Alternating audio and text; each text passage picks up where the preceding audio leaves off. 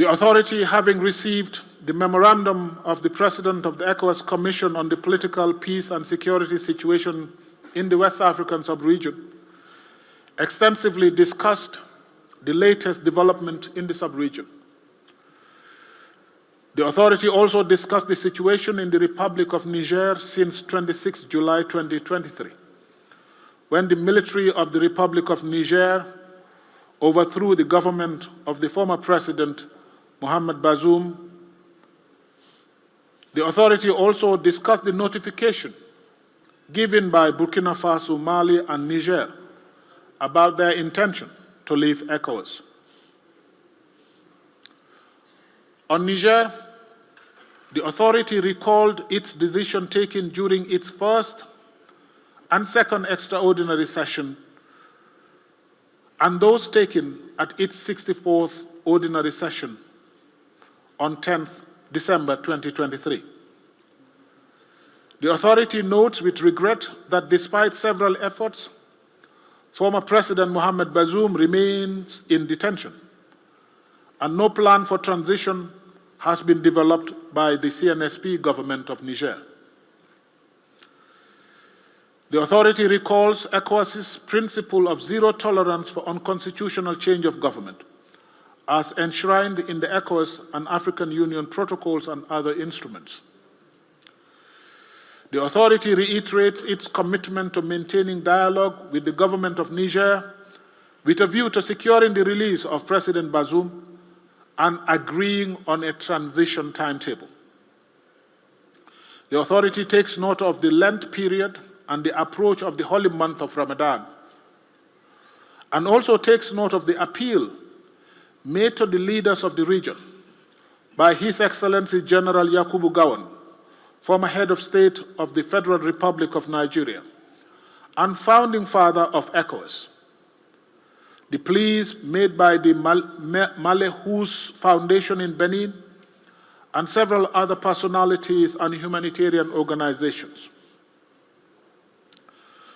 With regard to the withdrawal of the three countries, the authority notes that the withdrawal will have political, socio-economic, financial, and institutional implications for the three countries as well as for ECOWAS as a region. Political and security implications. The authority recalled that within the framework of regional cooperation against terrorism, violent extremism, and organized crime, the three countries benefited from about $100 million mobilized by UEMOA within the context of ECOWAS Plan of Action Against Terrorism. Moreover, some funds allocation, about $7.5 million is being made towards supporting the three countries in acquiring equipment to help their fight against terrorism. The withdrawal will affect security cooperation in terms of sharing intelligence and participation in regional counterterrorism initiatives, such as the Accra Initiative and the Multinational Joint Task Force. The authority recognizes that the withdrawal may also lead to diplomatic and political isolation at the international scene, where the countries have obtained bloc support for their candidates and candidatures in the contest for international positions within the African Union, the United Nations, and similar bodies.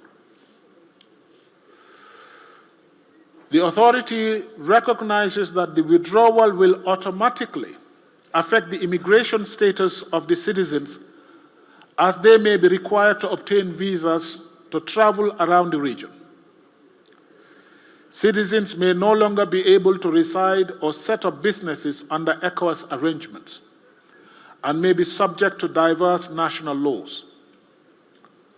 The three countries will cease to use ECOWAS passports, ECOWAS biometric national identity cards, and the region-wide ECOWAS brown card vehicle insurance.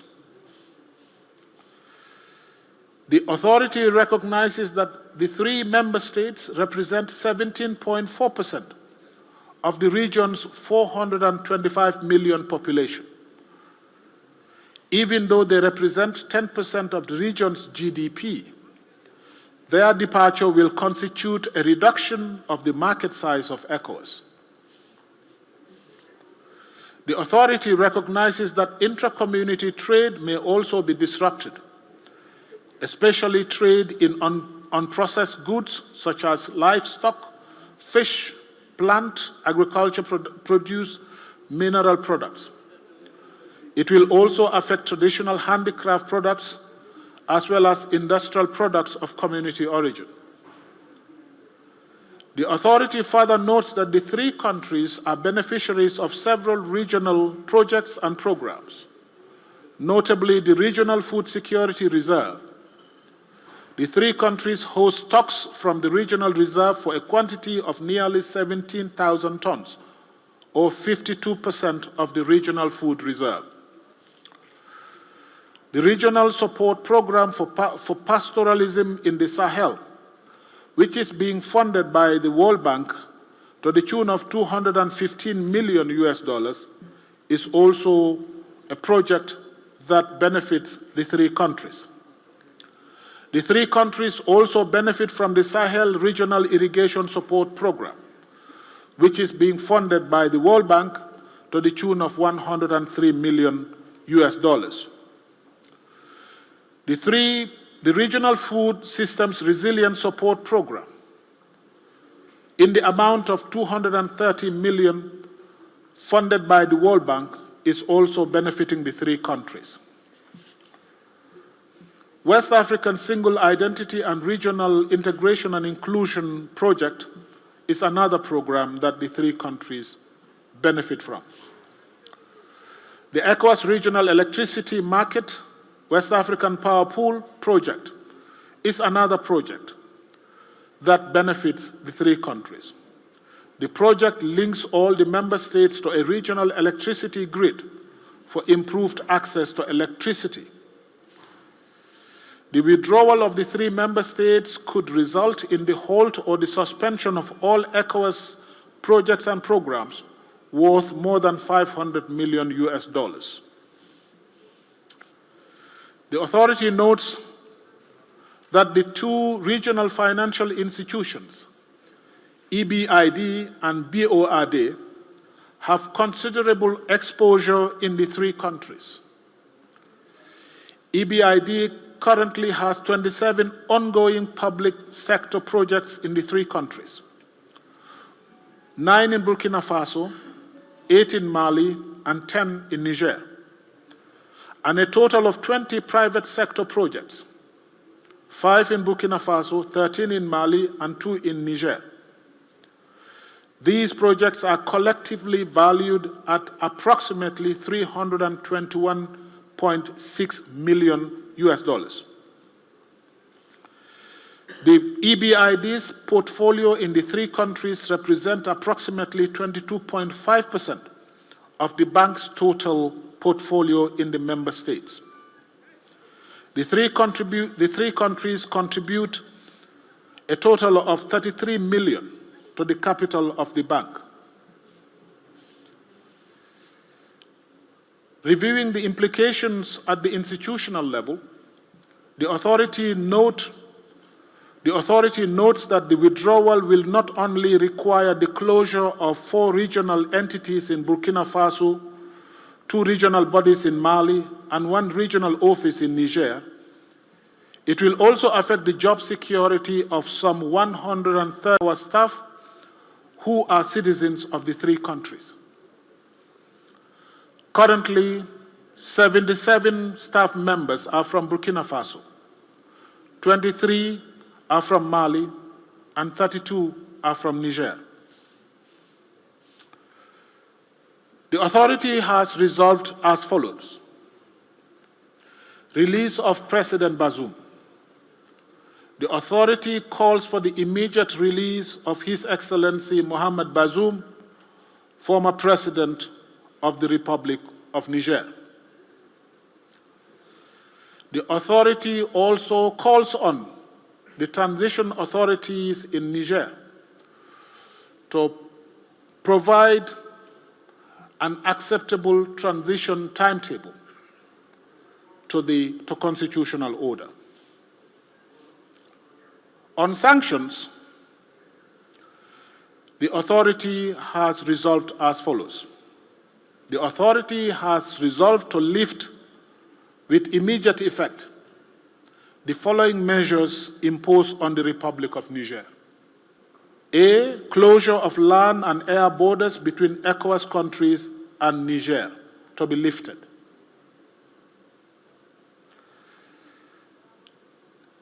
No-fly zone of all commercial flights to and from Niger is to be lifted.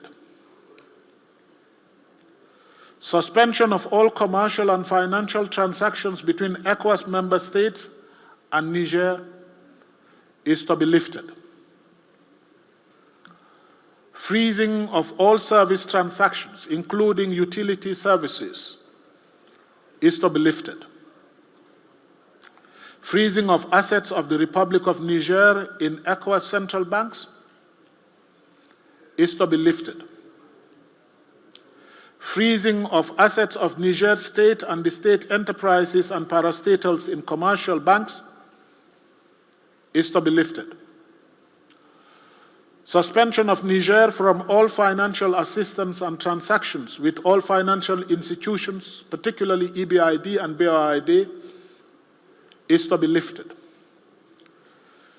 Travel ban on the government officials and their family members is also to be lifted. This decision is based on humanitarian considerations, especially as we are in the month of Lent and as we prepare for the holy month of Ramadan. The authority has also resolved to lift the sanctions regarding the recruitment of Malian citizens in statutory and professional positions within ECOWAS. The authority has also resolved to lift financial and economic sanctions on the Republic of Guinea. The authority has also instructed the President of the Commission to invite Burkina Faso, Niger, Mali, and Guinea to attend technical and consultative meetings of ECOWAS, as well as all security-related meetings. The authority calls on ECOWAS institutions, member states, YMO, and other regional institutions to implement this decision. On the withdrawal of the three countries, the authority takes note of the notifications by the three member states within the context of Article 91 of the 1993 ECOWAS Revised Treaty, and further urges the countries to reconsider the decision in view of the benefits that the ECOWAS member states and their citizens enjoy in the community. The authority expresses its concern over the socio-economic, political, security, and humanitarian impacts of the decision, particularly on the citizens of the three countries and on the regional integration process. The authority further urges the three member states to resort dialogue, negotiations, and mediation to address their concerns. The authority urges the three member states to adhere to the provisions of the 1993 Revised Treaty relating to withdrawal, particularly Article 91. The authority encourages ECOWAS to sustain its rapprochement and ouvertures towards the three member states and continue to remain seized of the situation. The authority urges ECOWAS to engage the African Union, UMOA, UN, and other international organizations in its dialogue with the three countries. The authority encourages a broader outreach which should include traditional religious leaders, eminent personalities, civil society, and women leaders for the unity and security of the region. The authority reiterates the urgent need for ECOWAS to expedite the operationalization of the standby force in its kinetic mode to fight against terrorism in the region, including the elements of the multinational joint task force and the Accra Initiative. In this regard, the authority instructs the Commission as soon as possible to convene the meeting of Ministers of Finance and Defense to propose modalities for financing and equipping counter-terrorism force.